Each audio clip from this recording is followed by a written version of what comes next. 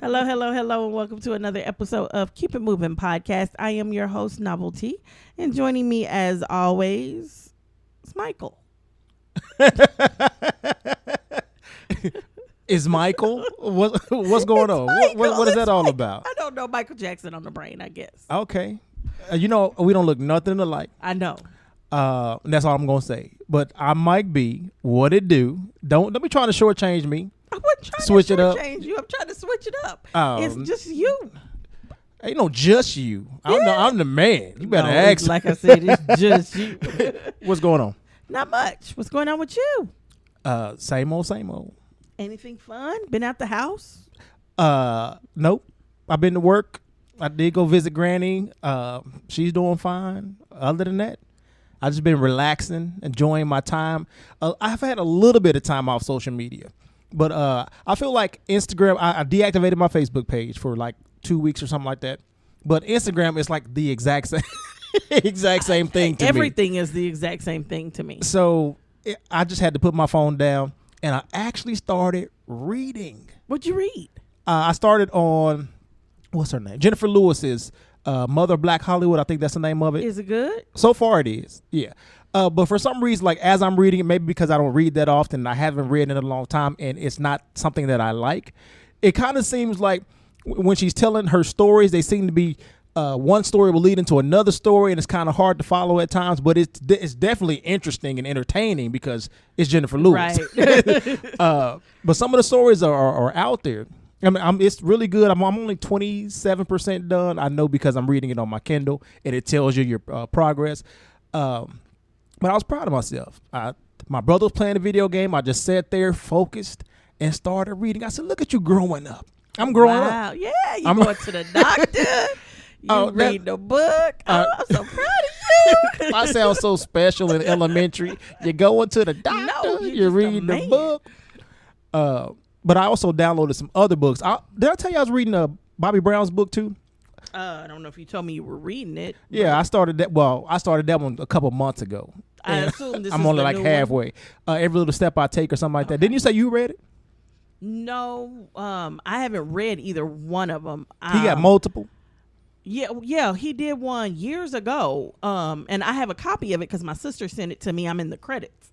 Oh, She said I sent her something when she was doing it. And that's how I got in the credits, because that's the only reason I know about it is because I have it. But I don't understand the correlation between your sister and Bobby Brown. Oh, my sister is married to Bobby Brown's best friend. Oh, thank you. Or was married. I'm sorry. I'm like, so you're talking to your sister. She's saying you in the credits. What? What? Well, back in the day, my sister worked for LaFace, and then she worked for Triple B Records, which is Bobby Brown's company. So when the book was written, she was gathering information and gathering stuff for it. And she remembered my Any Wall. And for anybody who doesn't know, I'm a humongous New Edition fan. Oh, and when NE is for New Edition? Yes. Okay. So you got to be a New Edition fan to understand that. I wasn't talking to you for real. But anyway. I just happen to be here. So I'm a humongous New Edition fan. And when I was 15, I had one wall covered from top to bottom, all the way from the left, all the way from the right to the right, with just New Edition, and not New Edition, just posters, but little pictures, little articles, just everything. And she remembered that wall when she started writing this book.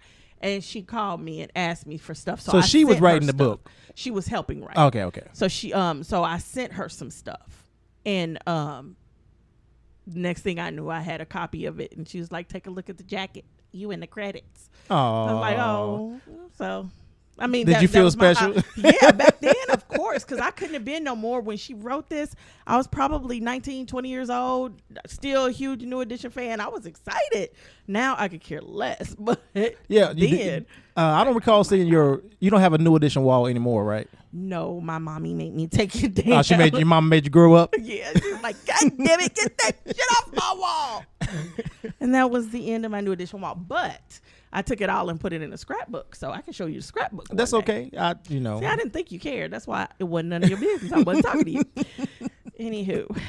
But I plan to finish that book one of these days.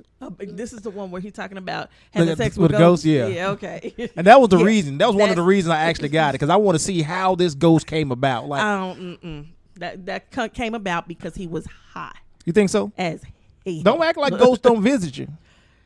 If they visited me, they sure ain't having sex with me. You never know. You be waking up satisfied, I'm sure, sometimes. No. Oh, well, hey. No. I don't know what to tell you.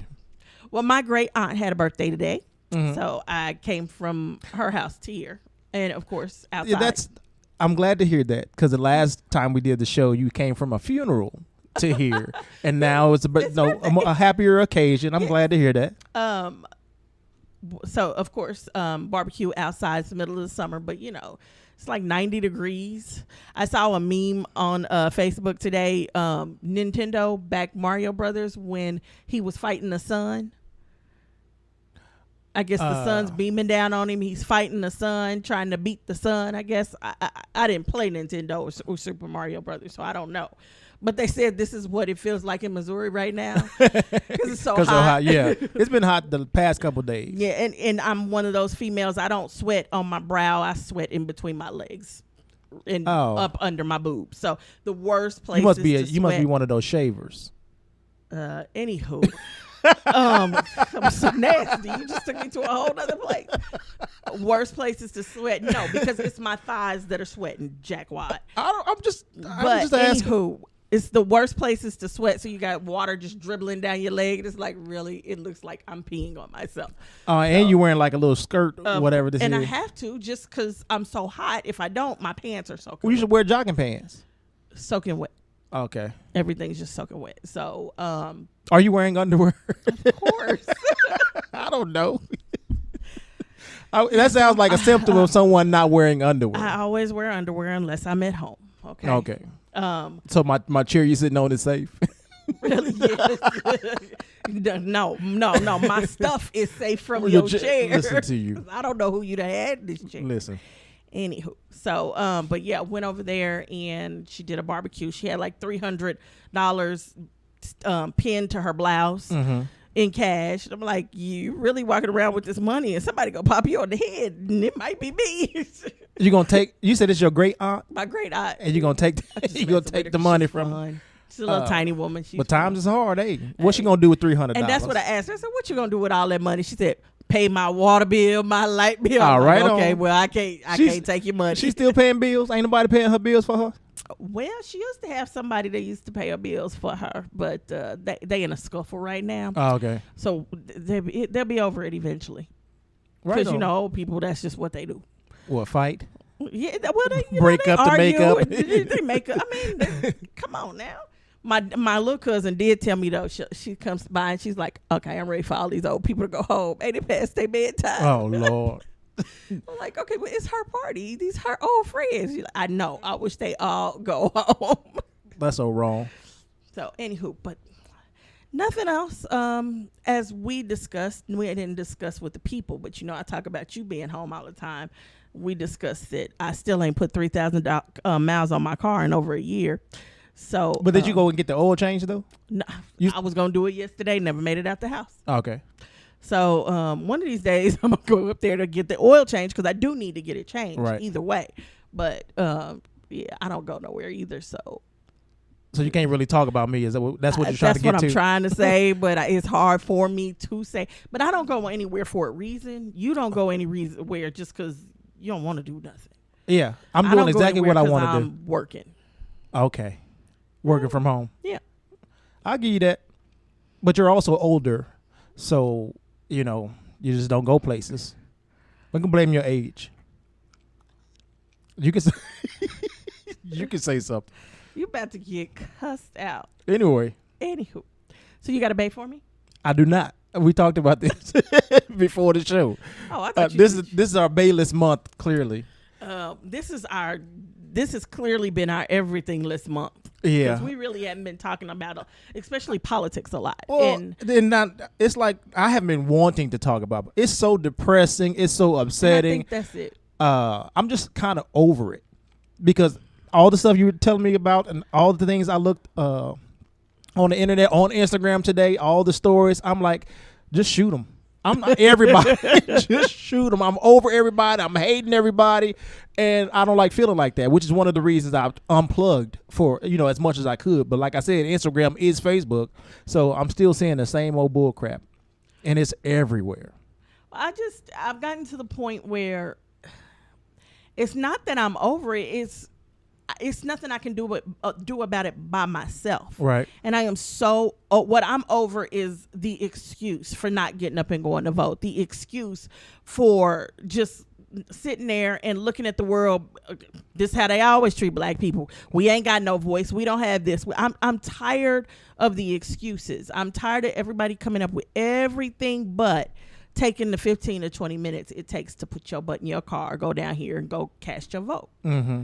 And even if it takes an hour, because you're standing in line with more than likely like-minded people, because these are people from your neighborhood. These are people who live in your pretty much your financial area. They're in the same financial constraints you are. They're in the same, a lot of times, educational constraints. These are judicial with constraints. Like-minded people. So every time I go vote, I'm always surrounded by people, and we just sitting there talking about everything and shooting crap while we're waiting in line until it's our turn. And sometimes, it takes a little longer. Like when Obama ran, everybody and their grandma was out. Right. I remember when Clinton ran the very first time, and I'm not talking about Hillary, I'm talking about Bill. When he ran, it was long lines, and you may have stood in the line for about an hour, but it's November, so it's not hot, you're not sweating. You get 3 hours off work to go vote. By law, that's federal law. And you just sit there, you talk. You get to know people. You get to know your neighbors. You get to know the people in your neighborhood. Right. And I just don't understand why people just don't do it. And then these same people want to sit and complain. Yeah, but I understand why some people don't do it, because they feel like no matter what they do, no matter who they vote into office, it's going to be the same old, same old. But I feel like people have to admit that this feels different. This is like I feel we are truly being punished for people not going out and voting this 2016 election. We are. I mean, I'm unfortunately going to quote Meghan McCain. Here we go. But this is probably one of the very few things I agree with her on. Elections have consequences. If you don't go and vote, or you waste your vote and cast it for someone who has no shot of winning, then you're stuck with the consequences. And this is the consequence of people not wanting Hillary in, because they had personal problems because of what they claim she did to black people in a time that they didn't understand, one, what was going on, and two, she wasn't a president. Her husband was. Right. Or because she said she called black people, super predators, when she wasn't talking about all black people. She was talking about a specific set of black people. And unfortunately, when it comes to that set of black people during that time, I agree with her. And I'm a black person,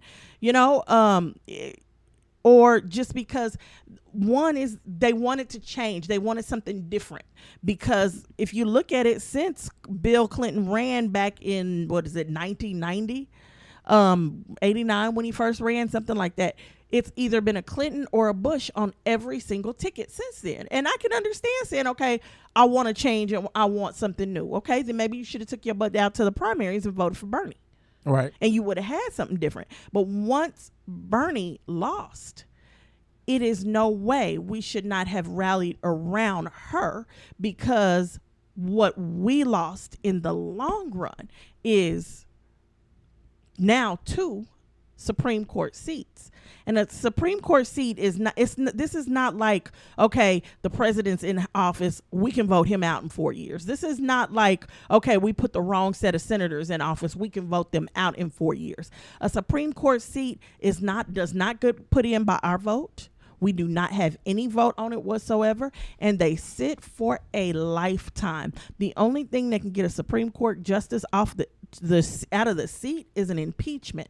And I don't think it's ever happened in the history of this country. It almost happened though, right? Then wasn't Clarence Thomas going through? Wasn't it? Clarence was Thomas he a Supreme Court? He was no. I mean, a justice. He wasn't a justice. He wasn't yet. a justice. Okay. He was. I believe he was trying to get in at the time. But even then, it wasn't an impeachment. They wasn't trying to get rid of him. I'm saying I don't think he wasn't in there yet. So yeah, I don't think he was. If he was in there, I think this would have been something that probably got him out for impeachment. Yeah. But would anybody have done it? Because remember, impeachment comes from Congress. Well, back It's then, even who was back the then, impeachment president at comes the from time? Congress. Oh God, I don't remember. Okay. It would have been either Clinton or Bush. Well, I just feel like Congress to me is a joke right now. I mean, they're not doing anything. They're not standing up. Well, I guess they don't have to. Things are going their way. So why do anything? You know, somebody asked, what can Democrats do at this point? What can Democrats in Congress do? Because they're outnumbered everywhere. They do not have the majority anywhere. What can they do? And Anastacion Cortez, she just won the Democratic nomination in, I believe, a New York district. And she's 28 or something like that, right? Yeah, she's 28. If she wins in the midterms, she will be the youngest senator ever, youngest female senator ever. So she's a young girl. She calls herself a socialist Democrat. So she doesn't believe everything the Democrats stand for, which I don't think anybody does. I don't think anybody should. Right. And I don't believe everything Democrats stand for, but she does side with them on the big things. And one of the things she said is, at this point, Democrats have a lot of power. They have the power to teach. They have the power to get people to understand how important it is to get out and vote. And she's right. That's the only power that they have right now, is the power to get the people up, to get the people motivated, to get the people riled up and get out there to those polls and make change. But even the Democrats are not doing that. Right. It's just we're not doing the thing we need to do. If they are, I'm not seeing it anywhere. Right. I mean, I see them in my email saying like, "Hey, donate." No, don't. But it that's don't about need it. to be in my email. Forget going in. If you don't have the votes, you can cast your vote from outside of chambers. As far as I'm concerned, send in a proxy. It's got to be a way to send in a proxy and let maybe one of your young senators come in, or either you create a staff to go out and educate the people in your neighborhood. It should always be a way that I can literally not just pick up a phone and get to my congressman's office or my senator's office. I should be able to go down and say, "Hey, I don't understand this. Explain it to me. I don't understand this bill." They need to be out there telling us what's going on and what these bills are about. And I think if Democrats took more time to educate their sector and their constituents, they would be better off in the long run. Because reality right here, Obamacare, 30%, or no, not 30%, 70% of Americans didn't know what it was. They did not know it was the same thing as the Affordable Health Care Act. That's all in education. It's all education. And I think if they did that a little bit more, we'd be all right. Do you think Republicans are doing that? And if I don't think that they're doing it, but why do you think we should require that? I think we should require it, period. Okay. But do I think Republicans? No. But this is what I've learned about most Republicans. Those that are not just Republicans because they're racist.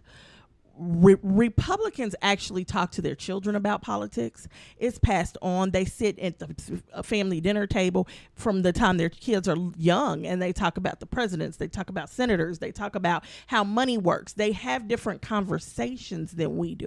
You got to remember, Republicans are 90% of the time people with money.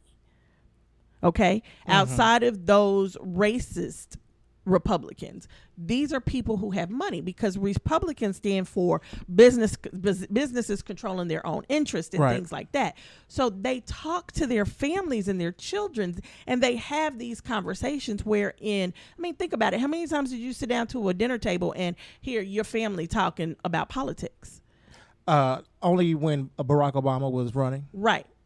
My family now, my family's a little bit of a different breed, because I got politicians in my family. Right. But even still, just when it was me and my mom, we didn't talk politics until I was grown. And at that point, my mom was probably in her 30s and 40s, and she realized the importance of it. And so she started talking about it then. But in her 20s, she wasn't talking about it.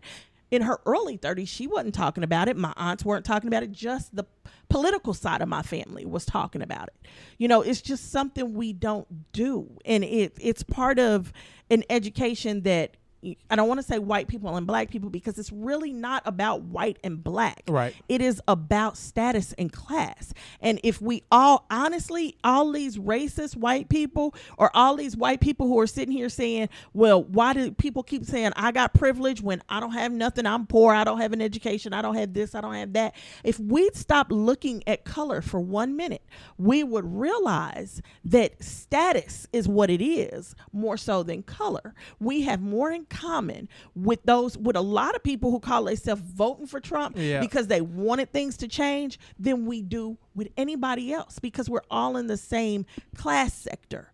And when we look at things that way, then you really start to understand. You see the differences in the education.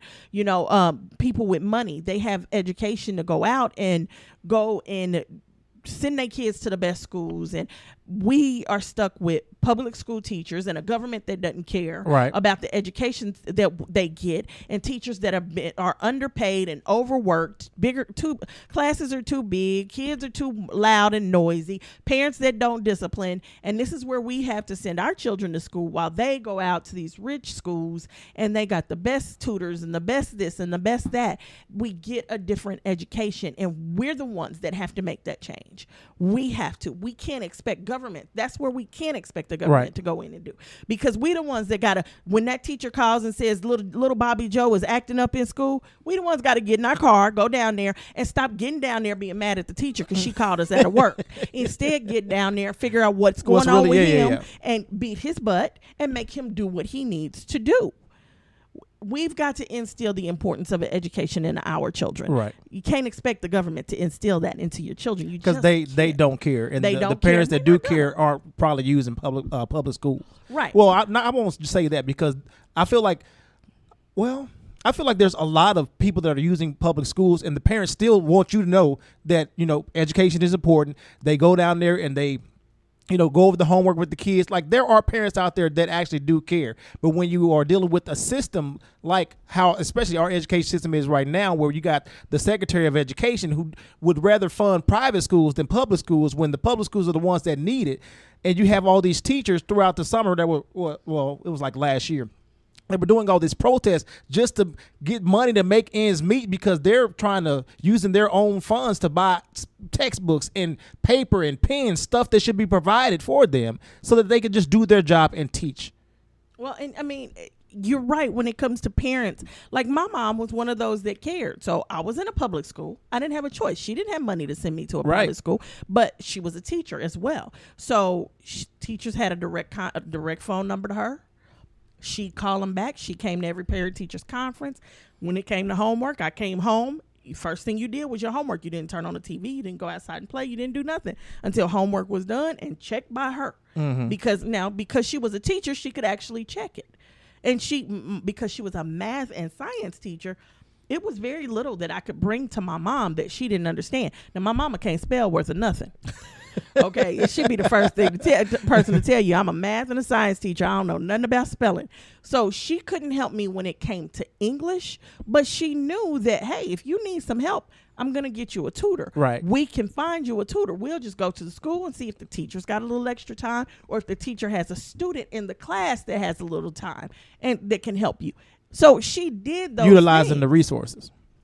Unfortunately, there's so many parents that don't, and there are parents that don't because they can't, because they're not there. They're working 4 or 5 jobs, which is unfair. But this is where it takes a village to raise a child, and we've closed that door as well because we don't trust the village. Right. Which in some cases I can understand why you don't trust the village. But you family, extended family. I had a village. It wasn't just neighbors. I think after a certain point, back in the late 80s. When gangs were coming up and going crazy, we didn't live in the best of neighborhoods. So, of course, my mama wasn't getting ready to trust the neighbors at all. But I still had an extended family. That was my village. So if there was a problem, hey, you call this aunt, you call this uncle. He's good in this, and she's good in that. You get help. Right. One thing Black mothers have got to do is stop saying, I can raise a kid by myself, because you can't. Nobody can. And you shouldn't. I don't think you should want to. No, I mean, you didn't create the child by yourself. You should utilize all your resources and help. And resources are, and I'm not saying that means that you got to have a man. Right. If you have a little boy, at some point you have to put a man in that little boy's life. That don't mean that man has to be with you. But that's why they got the Big Brothers and Big Sisters programs. You got to understand, only a man can raise a man. It's not a woman on the face of this earth that can raise a man, because we don't know nothing about being men.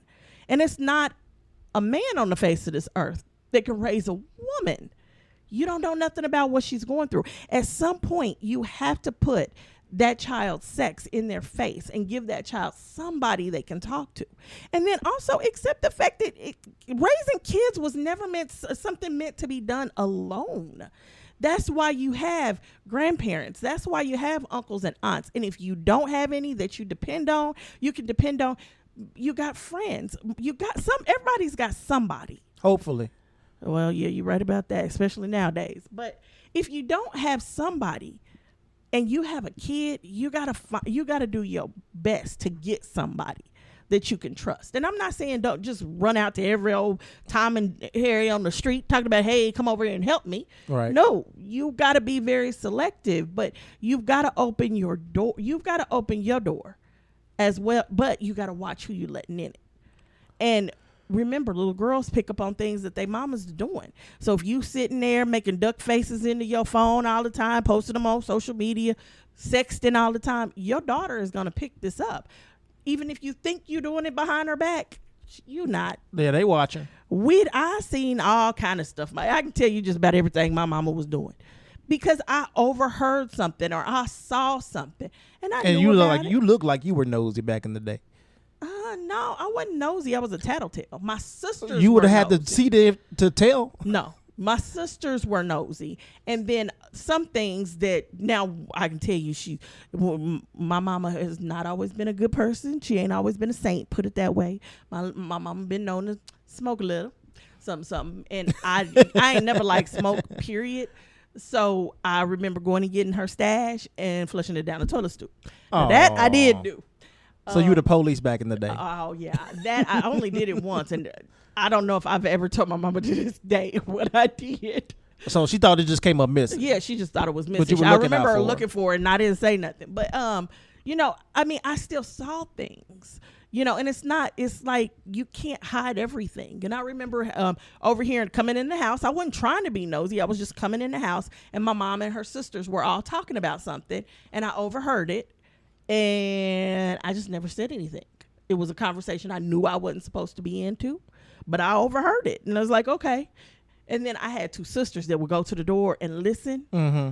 Ear hustling. And then they'd be like, come here, listen. They try to make me do it so that I could get in trouble for it.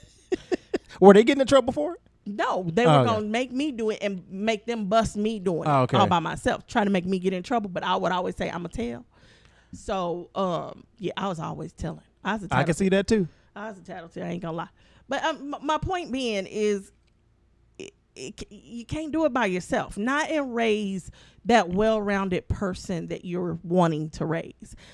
No, it's not meant to be done by itself. I think, guys, I don't want to be married and I don't want to be this and monogamy, and we weren't meant to. People were meant to be together. The way we were made to be social. If we were meant to be alone, so you saying I'm going against the grain by being antisocial? Big time going against the grain, being antisocial. But people were just not meant to be that way. We weren't made that way. So you get some help, reach out, and if you don't have somebody you can trust and depend on, then do what my mom did. Get into that school and say, okay, so who's here to tutor? Who's here to this? You gotta take some initiative and do something for your kids, because right now we all in trouble. Right. I don't know if anybody's noticed it, but we are in trouble. We are now getting ready to have a conservative Supreme Court. And if you don't understand nothing from anything we ever talk about on this show when it comes to politics, if you walk away with nothing, please walk away with this. The understanding of this. The Supreme Court rules this country. They are the ones that make the laws. Now, we can sit up and we can say the House and the Senate and they this and they that, and the president. The president has very little power if he does not have Congress. Okay? Congress can do pretty much what they want as long as they work together. But the Supreme Court don't need nobody but them 9 judges, and what they say goes, and they don't rule for 4-year terms. They rule for life. So the next time that they looking to fill this Justice Kennedy seat, it's probably going to be 35 to 40 years from now. The next time they go to fill the seat that Greitens took, well, no, that's my old senator. Gorsuch. Gorsuch. Gorsuch, yeah. The next time they go to fill his seat is probably going to be 30 to 40 years from now. Okay? The next person to go is another Democrat. Ruth Bader Ginsburg. She leans Democrat. She leans to the left, and and when we say Democrat and Republicans, Democrats believe in the government doing for the people. Republicans believe in the government doing for business. Republicans believe that businesses, as long as they function correctly, will trickle down. Yeah, they'll trickle down economics into the sector, the private sector, and it'll all work. Democrats, on the other hand, believe that no, you take care of the people first. So that's the biggest difference between the two. And we getting ready to have a conservative court, and it's nothing not one of us can do about that. And it's all because people didn't get up and go vote. Bottom line. People did not get up and go vote, or they wasted their vote voting for Jill Stein. Jill Stein didn't have a shot in hell of winning. It was a wasted vote. You might as well not have went to go vote. You pretty much just voted just to say, I wouldn't vote it. So you gotta go vote. And these midterms are just as important, because the thing is, Trump can't put anybody in the seat without Congress. Right.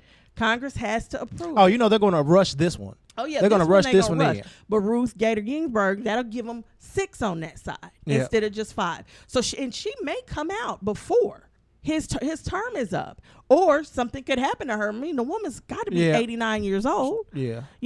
So you got to think about that. Trump cannot get this person on the Supreme Court without Congress. They both have to work together to get a person in the Supreme Court. And we might not be able to stop this one. It might not be anything we can do, but you can guarantee abortion rights, they're getting ready to try to get rid of those. And what's going to end up happening is Supreme Court is not just going to go in and say, okay, we're going to overturn it.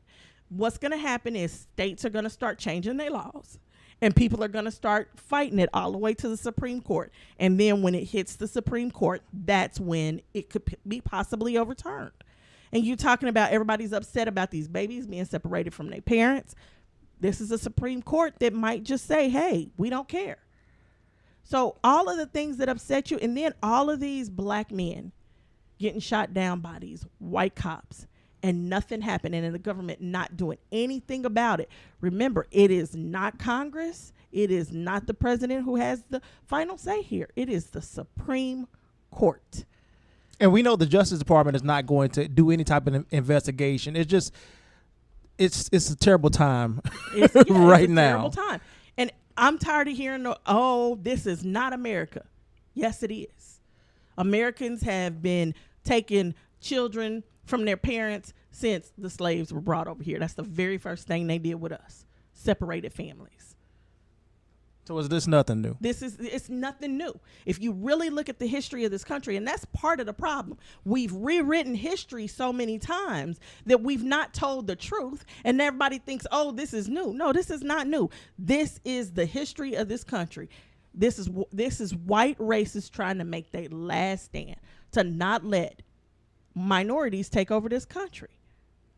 That's probably why I was reading on, I think it was Twitter or maybe it was Instagram, but Ted Cruz posted a tweet, and it said, in a moment of clarity on Friday afternoon, Ted Cruz posted a tweet condemning the Republican challenger for Illinois' 3rd Congressional District in Chicago.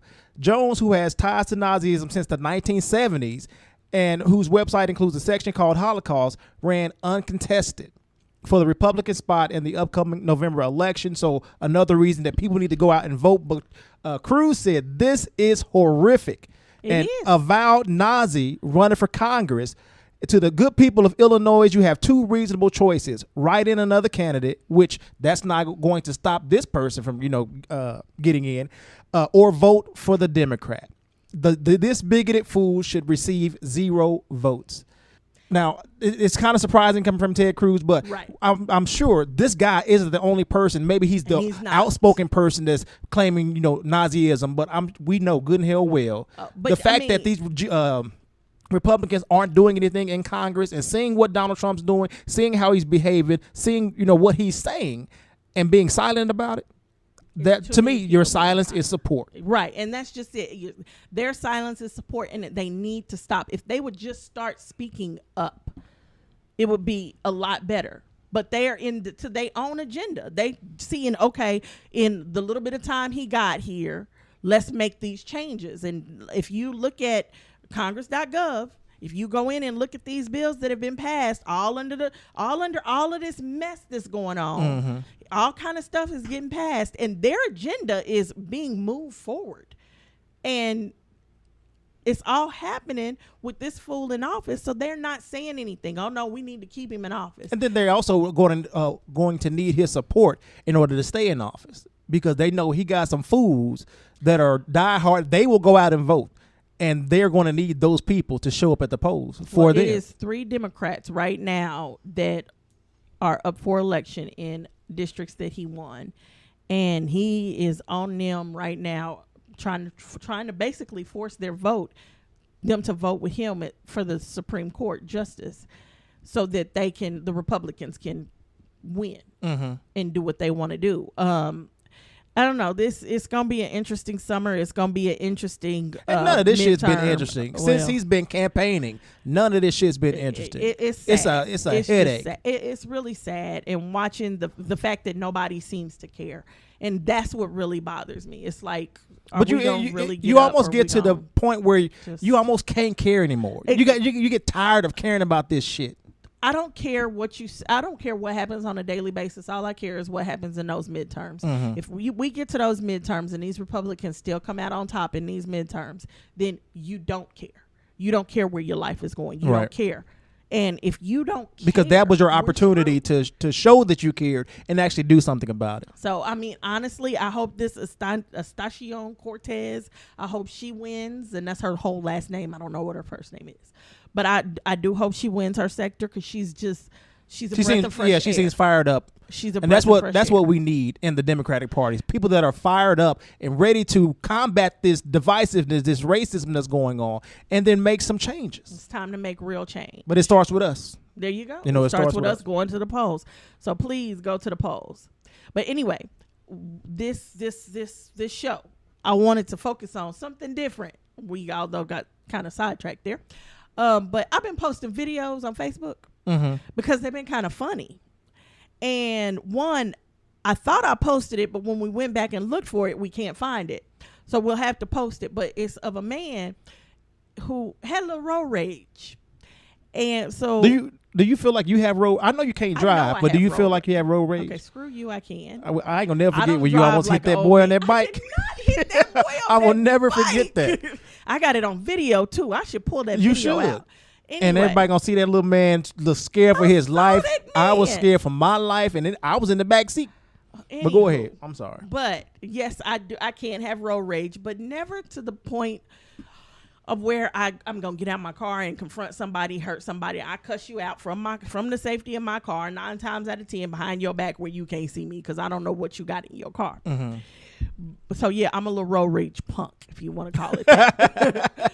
But I've never gotten. I mean, have you ever gotten so angry that you got out of your car and commits to punch the car, the other person's car? Yeah.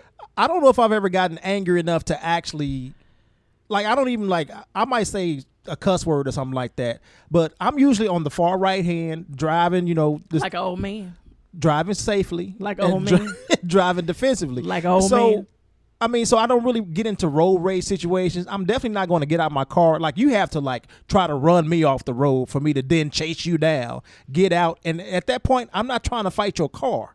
I'm snatching you up out. He got up out of his car. Yeah. He put up his dukes. And told that truck to bring it.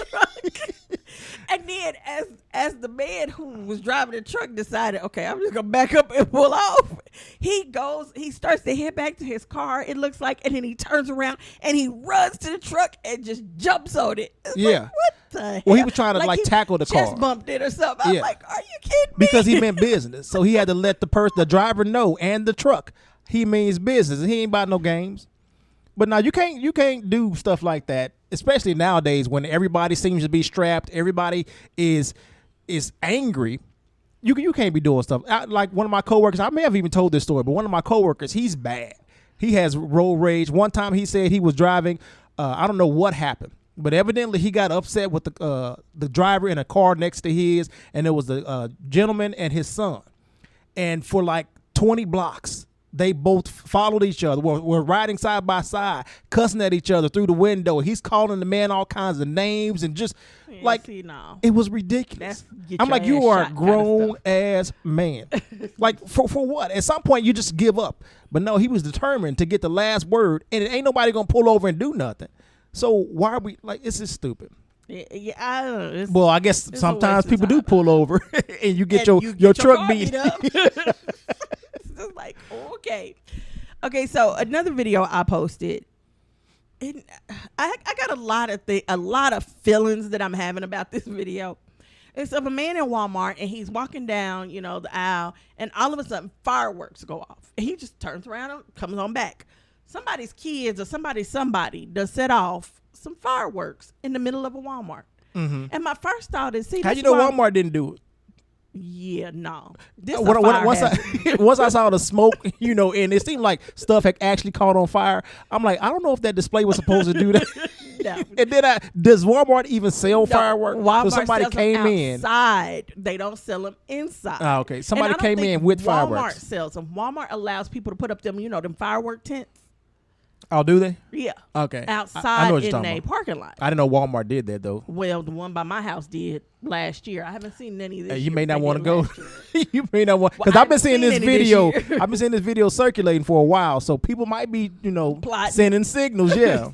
But see, my first thought was, this is why black people can't have nothing. And of course, I ain't seen no black people in that. Was the thing. Okay. It was not a black person in the Walmart in this video. But that was my first thought, was this is why we can't have nothing. So then I had to rephrase that. This is why people in a certain class can't have nothing. Mm-hmm. Because see, if some white boys did that in a rich neighborhood, their mamas and daddies would just pay for it. And they little boy would get a talking to, might not even get a talking to. No. Somebody would call their lawyer, Jimmy, and the check would be written. It's done. Jimmy, he's planning for next week. Right, and Walmart is just still in business, functioning just like normal. But when it happens in a neighborhood where people can't do that, which is the majority of the country, and it happens by somebody who can't write that check, then who pays for that? Who's going to pay for that stuff that got burned up? Who's going to pay for the burn up floor? Who's going to pay for the damage done to the ceiling? Or what if it would have spread and became a much bigger fire, and then the Walmart had to shut down? Now all these people in the neighborhood don't have access. Walmart, don't have a grocery store. And not only that, what if it would have hurt somebody? Yeah. If Walmart has to pay 1 red cent out, guaranteed the community is going to be the one that pays for that. They're going to pay for it in higher prices. They're going to pay for it in higher taxes. They're going to pay for it some way. Less product or something. Did you see how calm everybody seemed to be though in the video? Just walked away. I'm like, ain't nobody running. Don't nobody seem concerned. Like, is this what they do? Like this, it almost looked like this wasn't the first time. And I don't know, but when I saw the video, I'm like, everybody's just so calm. That's a fire. Whose kids and whip they? I don't understand why. What happened to whipping ass? Oh, that went out the window probably in the 90s. Oh, we got to bring it back. We got to bring it back. Okay, and so then there's this video that we posted of a woman getting slapped by her child. Now, one of our followers, Shantae, she responded to this video because my first thought was, why is she whipping his butt? Because I'd kill him. I mean, that child would not be walking. Especially the way he was slapping. It wasn't like he was shaking her. Slapping her. He was cussing at her too. I'd have wore him out. I didn't hear no cussing. Yeah, he was cussing. Okay. I'd have wore him out. But I thought he was just saying, like, can you talk? Like, can you talk? He I was, didn't but hear, it was a couple of cuss words in there. And his tone of voice, the fact that he hit her, the words he was saying, all of it, I'd have wore him out. He'd have been so black and blue. They'd have took me to jail. Right. They really would have. But Shantae said that she was stoned out of her mind. Well, you could see was. when he was hitting her, she didn't seem like she knew even who she was at the time, which is probably why he was asking her, like, do you know who I am? Or he was asking her some questions trying to get her to snap out of it. No, so he kept saying, do you hear me? And see, the way it was presented to me was that this mom, you know how you can say mama, mama, mama, and mama ignores you? No. Okay. You just looking at her and the way she was kind of looking at, I don't know if maybe he smacked her and she was dazed at that point, or if she was in like a drug induced stage or something like that. Yeah, but I get she that looked now, out of it. But the way it was presented to me was just a kid whose mom was ignoring him, and that's why I was like, okay, why ain't she doing nothing? Why? Is what's going on? Because you can't ignore that. You can't ignore that slap. Right. And he slapped her twice, and he reached back. He reached back you yonder. Just hear it. It's like, oh. I wanted to just grab his hand. And you saw all those adults that were right there, and I didn't understand why they weren't saying anything or trying to help this young man. And who, like the person that was recording, was just recording it. I mean, and so once Shantae brought that to my attention, I said, okay, well now I got to look at this a little differently. I still don't condone what he did. No, right. That's way out of a child's place. And the reality is, this is where we send the mixed messages to a child of where the line of respect is. That's his mom. I don't care. You don't do that. Right. I don't care what she's doing. That's not your place. What I don't understand is why the adults around him weren't doing something. 1, 2. Why was he allowed to even see her in that state? Who are the adults around him? Were they his family? They may not have even known who he was. They may have just been passersby. But one of them was standing right by her, was like, no, don't do that. Don't do that. Yeah, but it seemed like, just from the little 15-second video, it's only so much you can get from that. But I felt like that person was kind of walking up and just trying to assess the situation, maybe help him, because he was yelling. He was trying to get her to snap out of it. And so they were probably just as confused as we were watching it. And then it was like that second slap when he, hit her. That's when everybody was like, hey, that's your mom, or don't hit her like that or whatever. And then the video cut off. I don't know. It's not enough information to really make an educated But it was definitely a crazy video. It's too much for me. He still need his butt whipped. I'm sorry. He just do. And then when does it stop? It seems like this may not have been the first time he's had to snap her out of it this way. Again, this is where I say, where's his village? And I get some people don't have that. I totally understand that. It's nothing you can do when your mama don't want to be there for you. It's nothing you can do when your daddy doesn't want to be there for you, or shouldn't be there for you because he did something back in the past or back in the day. Or, it's nothing. That's not your fault. But we have got to start taking care of our own. We just have to. We got to start taking care of our own. We got to start taking care of the ones who are molested. We got to start taking care of the ones who's got mamas with drug problems and daddies with drug issues. We've got to start taking care of our own. We can sit up and we can blame the government. We can blame the white man. We can blame everybody we want to. But in the end, we got to stop all of the BS, and we got to stop all of the focusing all our attention on the Kardashians and the Beyoncés. And we need to start focusing our attention on our communities. And rebuilding community. And rebuilding ourselves and our lives and fixing what they messed up, because they're not going to fix it.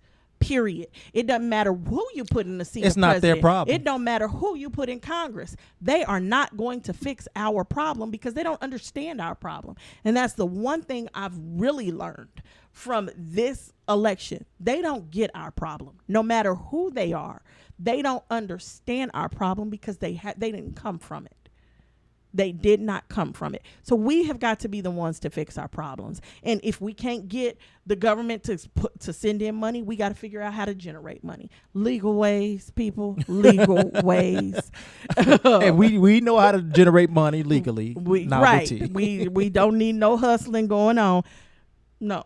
Even though that's what the government is doing, hustling. We can hustle, just hustle in a way. Look that at all look, this is all I'm saying. Hustle in a way that ain't gonna put you in jail because we need you to help fix this issue. Right. And you can't fix it if you're working for them for free. Behind bars. Yep. So, anywho, last video I saw was one of an Alabama farmer.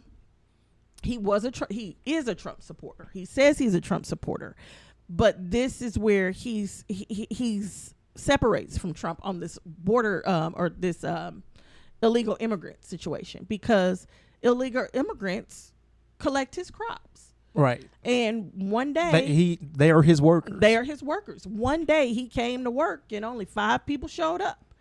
And he got 200 acres. Right. And he needs at least 20 people to pick those 200 acres, or he loses his entire crop. So he's freaking out. And he says, one of the main things he says is, I can't, if they are legal, they can't work for me. He says if they are legal, they won't work for me because I don't pay them enough. He pays $100 a day for them to come out and work in that heat, picking all them. These were specifically sweet potatoes, but picking these sweet potatoes and getting them ready to send off to basically stores. Uh-huh. So now this farmer didn't look like he had a lot of money to me. You know, he didn't look like he was one of these fat rich cats sitting back collecting money. He's out there picking with his workers. Well, he may be picking now because the rest of the workers didn't show. You know, maybe. Show up. So I could be wrong. I mean, I'm not 100% sure, but I can tell you, Missouri farmers who have this problem, these are people that don't have a lot of money. They're not making a lot of money. They busting their butt to farm land. The money that they make they only get for that particular season. So during winter, they have to live off of whatever they saved up. Mm-hmm. And they send it off. So now my question is, okay, so where does all the money go? Because when I go to the grocery store, a dozen eggs is $2. A loaf of bread is $3. Where's all of the money going? You know, groceries ain't cheap. Right. So if the farmer's not getting the money, the people helping work on the farm ain't getting the money. So it's the middleman. Where's the money going? That's got to be where it's going. So we talking about from the farm to the grocery stores. Yeah. The distributor is gonna get his cut. The retailer marks it up again so they can get their cut. So this food is marked up 4 or 5 times before it even gets to you, where you go and you spend your money on. The farmer only gets paid once when he sends it to the distributor. Then he gets no more of the cut. So these middlemen right here are marking up our food sources, and these are big fat rat white rich men making all this money. So there's problems here. There's lots of problems. First of all, the fact that $100 a day is not enough for you to make a living wage in this country. Right. Okay. Second, that you have to be an illegal to accept it just because in your country it's even less. Third, the middleman marking up all of this food and all of this stuff and making people work so much harder, and the farmer and the original man doesn't get that much of a cut of anything. Something's wrong with the system. It seems so. Well, no, I don't think there's anything wrong with the system. The system is set up to protect the people it's going to protect. It ain't for the farmer. It ain't for the worker. It's so many changes that need to be made in this country. It has to start with us. It has to start with the vote. It has to start with the vote. If you don't vote, nothing's going to happen. It's the bottom line. And I looked at this story and I'm like, oh my God, it makes me feel sorry for the farmer. It makes me feel sorry for the illegal immigrant that has come over here. He's over here working his butt off in the hot heat. He doing a job it ain't no way in hell I do. Unless you absolutely had to. I might have to be homeless. Well, I don't know. To me, I mean, it's the same. Like, cause me and Anthony, we had the it was his lawn business. I was helping him to the point where he stopped coming to work, and I was out there in the heat, 90 and 100-degree cutting grass, just to make some extra money. It's something you will do if you needed to. Like if you had kids to feed, you would do it. But if that's not going to be your first choice, right? But I mean, again, how do we fix the problem? And everybody, like the conversation right now is about the illegal immigrants and what to do about immigration. We saw that the Supreme Court upheld Trump's immigration ban or whatever. The third one. The third one is a little different, and they only upheld it because he added North Korea in there. Did he? Yeah, and if you read the dissent and you read the actual justices' decisions, they basically state that it couldn't have been a Muslim ban because North Korea was in it. Okay. So I mean, no, that's just dumb. Uh,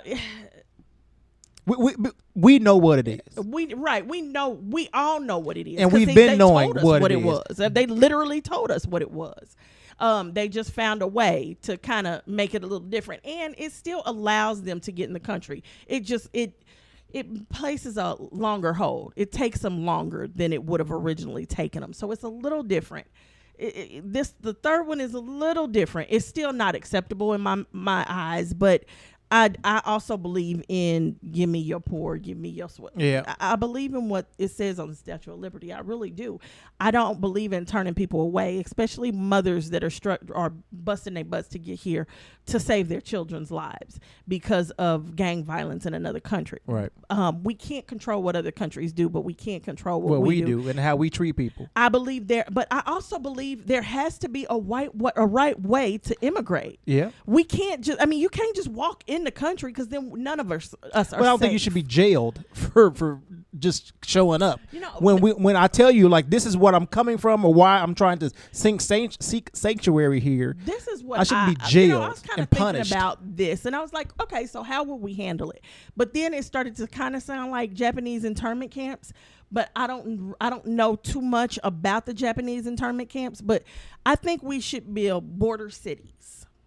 And all of these cities surround our border. And so when immigrants come in, they can get into that city. And basically there's housing they can get to. There's social services they can get to. There are, what are they called when you try to become a citizen? The classes, citizenship classes. We don't call them that, I guess. They can get to, but basically, you are able to stay in these cities because they say it takes about 3 years for the entire process. Mm-hmm. So you can stay in these cities for 3 years. There is Walmarts in these cities, McDonald's, and all these different. It's just like living in this country. But it's temporary. It's while you go through the process. While you go through the process.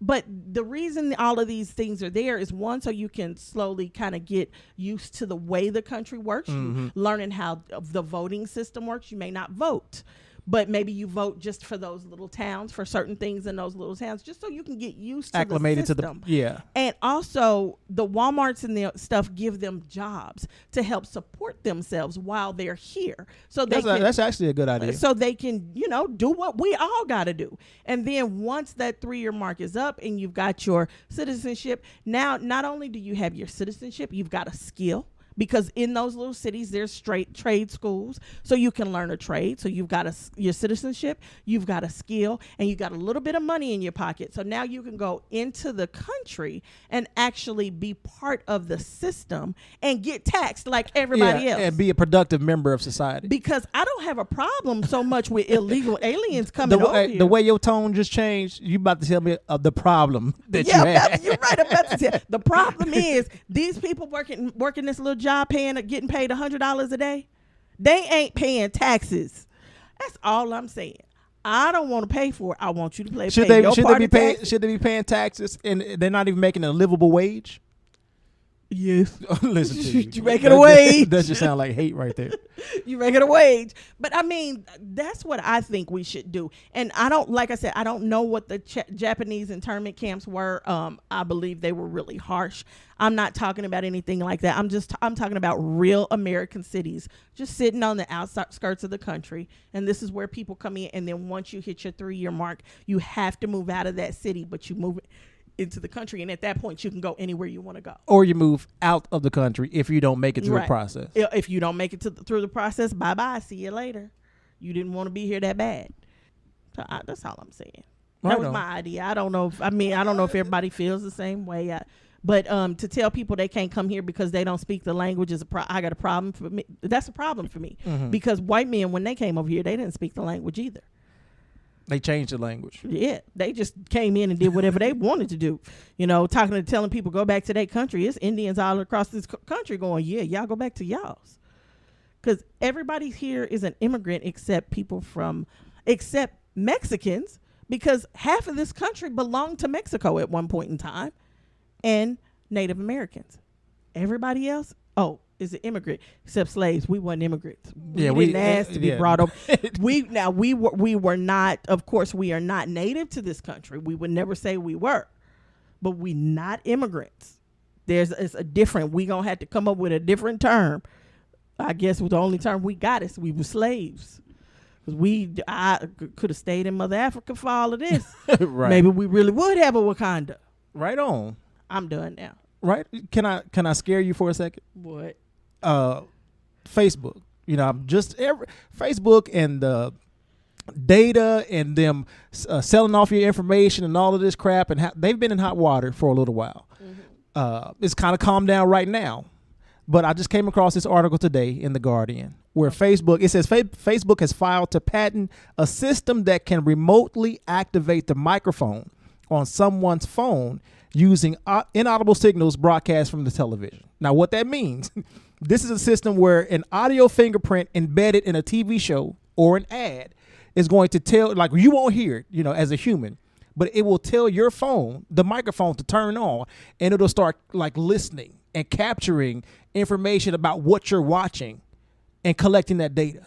How do I disable the microphone on my phone? No, they just filed. It's crazy. And now, on the one hand, they say, it's only collecting information about what you're watching so they can cater advertisements to you and they can know what people are watching when and all of this crap. How does it not pick up what you're talking about? No, I didn't say it wasn't going to pick up what you're talking about. I think it will pick up what you're talking about. That's a danger to me. It doesn't matter what it's there for. I got a Google, what's some things? Google Home. A Google Home Mini thing. Yeah. And every once in a while, I did not understand. I'm like, I wasn't talking to you. I wasn't talking to you, I got a Fire Stick, and it has the little Alexa button on it. I refuse to push that button because I ain't got nothing to say to you. I saw my brother one time. He pushed the button. He over there whispering to it because he know I don't want to hear that. Because that, to me, it's like she's always listening, and that's just an invasion of privacy to me. But I got it because I thought, you know what? I got Cortana on my computer. I don't use Siri. I don't use none of that crap. But it's on. I mean, even though you don't use it, because of course I don't have an iPhone. I've got Android's voice thing. They got a Bixby now, and I swear she's always picking up. And you just can't. It's the things you can't turn off. That's mine's is not turned on. Siri, can you turn Siri off? You got to turn it on because you got to push a button for Siri to. She don't just like start talking. You got to push a button, and then Siri. Bixby, come on. You got to push a button too. But every once in a while, it'll pop up on my phone. Could not hear you, even though I'm not pushing buttons. I've never pushed the button either because I don't want the Bixby. From what I've heard about it, it's crap. So I've never picked it up and pushed the button. But she's on there, and I'm like, okay. So I mean, the thing is, regardless, they're hearing. They're there. They hear you, and it's like, really, you collecting my data, and I don't know what what information you taking, and who's hearing it, and but it's encrypted and nobody's listening to it, and you have to have a court order to get to it. But then why do you have it? Right. And the fact that data can be breached at any moment. I mean, we keep hearing about data breaches all the time from all different types of companies. I just read an article today about some company, a marketing company that was collecting people's data, just kind of leaked it. And it was like data from 304 million people, just kind of leaked it online, or they didn't, I guess, secure it or protect it and made it available for people who knew how to get it. That explains 304 or 340 million people. I get 4 to 5 robocalls a day, daily. Probably on your landline. No, on your my cell phone. Okay, a day. I thought this is on your landline. No, I get them on my landline too, but my landline, nobody knows that number. Heck, I don't even know the number, so that it's turned off. Okay. But every once in a while, I go check my voicemail. I mean, not my voicemail, but the answer machine on my landline, and it's full, and it's like, okay, who are these people calling me? And it don't be nothing but robocall. So I know I get them, I just don't hear them, so they don't bother me. But on my cell phone, so I put one of those apps on my phone to block them. Mm-hmm.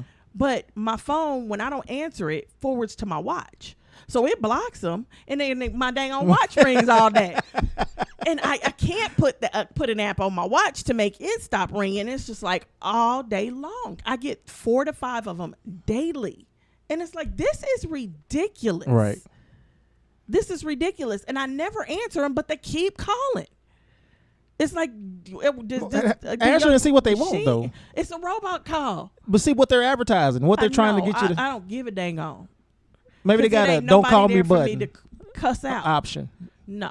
Don't call me again. Because that means I got to hear it.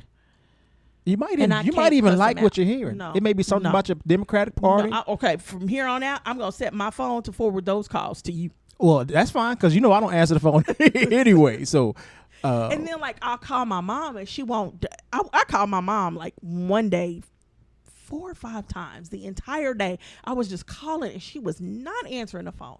And so I called my little sister and I was like, hey, have you talked to her? My little sister lives real close to my mom. So I was like, you need to go over there and check on her, because this is very odd for mama to just not answer the phone. And my sister said, hold on. She calls my mama. My mama picks right up. I'm like, I've been calling you all day. What's going on? She said, oh, that's you? I thought it was one of them robocalls, because they're spoofing numbers that have the first 3 digits like mine. Okay. And so she just stopped answering. She's like, I saw the number, and I was like, I don't want to talk to them people. So she don't have your name programmed? She has it programmed, but my mother she always loses her phone, so she wears a Bluetooth headset around the house. The phone's somewhere in the house. So all she hears is it'll read off the number to her. It won't tell her who it is. Okay, it just reads off the number. And so she hears them first 3 digits. She's like, I don't want to take that call. And she just like, hang up. That's funny. So it's bad. They need to do something about those. So this is why, and it's crap like that, why people can't live life comfortably with their telephones. And then just to have a program that could turn your microphone without your permission, without any intervention from you, without you even being able to hear that it's on. That's not okay. It's not cool at all. But it's gonna get patent, and the government will probably be the ones to use it. And they're going to try to wiggle in or write in some type of backdoor thing for Congress people or something like that, so they don't have to. They don't have to get a court order. It's going to be some mess. It always is. And we wonder why we got conspiracy theories. So, anyway. But anyway, that's all. We done for the day. Figured we talk about videos because they were funny. If it's anything y'all want us to talk about, shoot your ideas. Let us know. We will talk. You ever want to be on the show? Call us. Oh, really? See what we can do. No. Look. I said we'll see what we can do, but you see who has to set that up. Because, that means that I'm going to, no. We'll see what we can do. Anyway. Let us know. We'll see what we can do. Anyway. But anyway, that's our show for the night. Thanks for joining us. Check us out on Facebook, because we post a lot of interesting things up there. And the videos the videos that we talked about today they are available on Facebook. Yeah, all of them are available on Facebook. Did you post the one? I will post it. Okay. I swear I thought I posted it. I'm gonna have to go check, because maybe I didn't hit send. I'm good for that. We'll make sure they're all posted on Facebook so you can join the conversation, because you talk to me, I'll talk back. You talk to anybody on the page, we'll talk back. So anyway, y'all have a good one. Peace.